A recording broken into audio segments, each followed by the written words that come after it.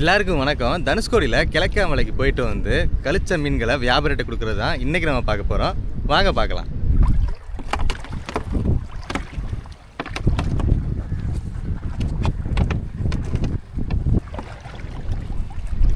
அண்ணே வணக்கண்ணே. இது என்ன விலைண்ணே? இது கிழக்கா வலை. என்ன கிழக்கா நகரே வந்திருக்காண்ணே? எத்தனை மணிக்குண்ணே போனது? 3 மணிக்கு போனதுண்ணே. 3 மணிக்கா?